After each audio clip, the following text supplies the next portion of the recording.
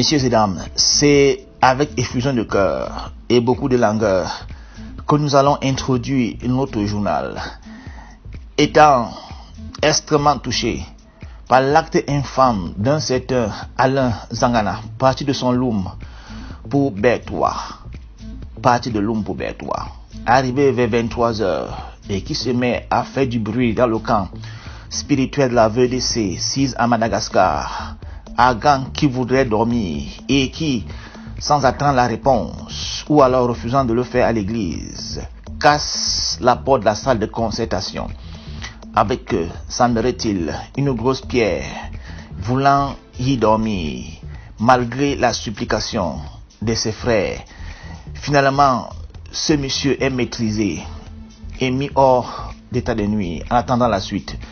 Zangana, dit-il, est en mission, laquelle tout le monde le verra.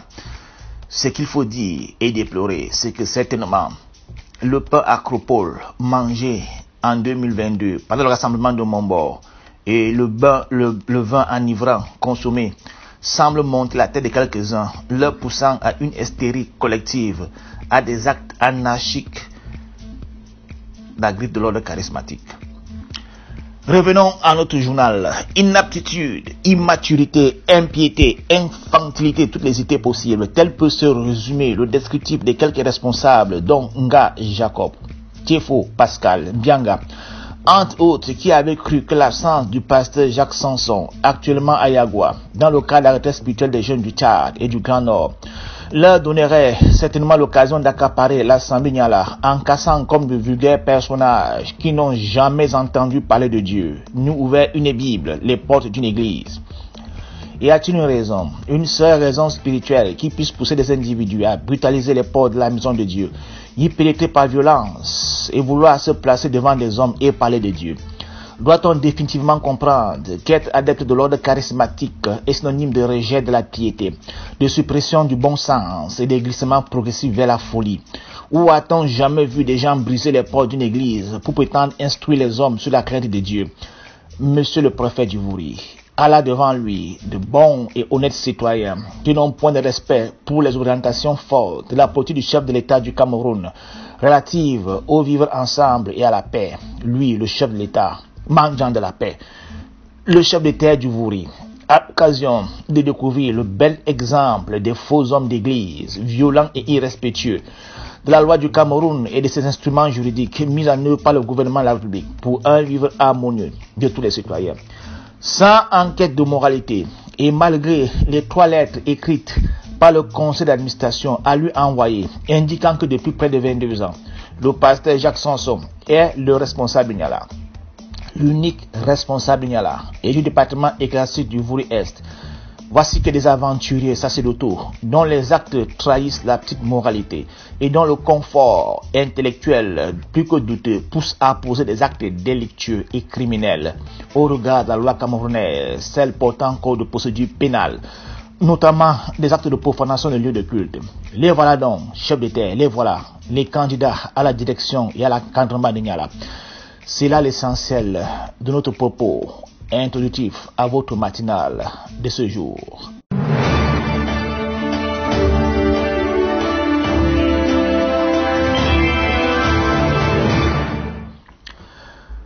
Niala est donc devenu l'objet de fixation de la secte charismatique qui brûle tous les délits d'une agitation malsaine pour arracher ce qui ne lui appartient absolument pas.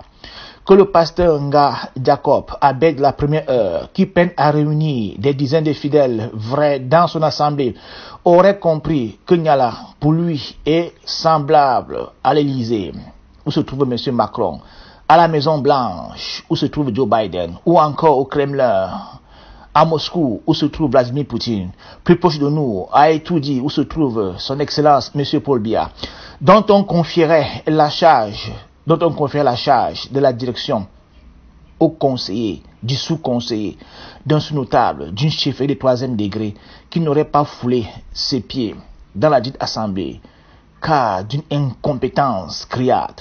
Malheureusement, c'est avec beaucoup de veine et d'arrogance qu'il s'est déterminé à venir à Niala, conseillé sans doute par l'un des avocats les plus célèbres et médiocres de la République. s'élève dans la médiocrité et se livrer en spectacle comme homme profane qui n'a jamais ouvert la Bible, que diront vos enfants? Quelle éducation, quel enseignement les hommes de loi doivent-ils encore permettre à pareil personnage de se placer devant des Camerounais sans d'esprit? L'Assemblée Niala, sous la responsabilité du pasteur Jacques, rien ne pressait le conseil d'administration de précipiter son ouverture. Il a entrepris donc une dernière démarche, d'abord épistolaire, à l'endroit du préfet du Vouri pour lui rappeler sa position, avant éventuellement une descente physique en cours de planification et l'ouverture proprement dite. C'est une démarche respectueuse qui tient compte du rang et des prérogatives du chef d'État, mais également de la loi du Cameroun à qui tous les Camerounais sont assujettis, notamment celle 90/053 du 19 décembre 90 en son article 9 qui stipule ce qui suit. Les associations s'administrent librement dans le respect de leur statut et de la législation en vigueur. Ainsi lu et dit, les statuts de la VDC stipulent-ils qu'un sceptre de Dieu réglementairement désigné pour assurer une charge dans une assemblée peut être déchargé par une personne extérieure à l'organe statutaire qui l'a désigné? Niala, dont plus de 120 chrétiens ont réclamé leurs dirigeants, devrait être confiés à des casseurs de portes qui ont pour seul slogan et chant lugubre « L'œuvre de Dieu avancera, avancera ». Et de quelle œuvre est-il question? Chanson programmatique, celle des baptêmes clandestins, des bagarreurs et des casseurs de portes? Raisonnons pas l'absurde, comme nous le permettent les mathématiques. Supposons même que Pasteur Jacob et ses affidés veuillent diriger Niala selon le curieux et douteux PV que nous connaissons. Ne devrait-il pas attendre que le conseil d'administration lui ouvre seulement les portes de Niala afin qu'il aille exécuter son chant « L'œuvre de Dieu avancera et reculera » ? S'il avait un peu de respect pour le A1 du Vouri, qui pour des raisons à déterminer semble être favorable, ne devait-il pas se reporter à lui au cas où il constaterait que les portes ne s'ouvrent pas selon leur désir pour information et conduite à tenir?